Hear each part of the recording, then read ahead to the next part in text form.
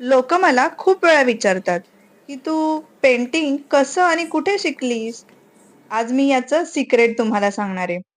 लहानपणापासून मला पेंटिंगची खूप आवड होती. वेगवेगळ्या स्पर्धांमध्ये भाग घेणं मला खूप आवडायचं. हँडरायटिंग आणि ड्रॉइंग मध्ये मला स्कूलमध्ये नेहमीच बक्षीस मिळायचं. रंगांच्या दुनियेत अगदी हरून जायला व्हायचं. पण योग्य मार्गदर्शन किंवा शास्त्रशुद्ध शिक्षण न मिळाल्यामुळे मी स्वतःच गोष्टी शिकण्याचा प्रयत्न केला. वेगवेगळ्या पद्धती शोधून काढल्या.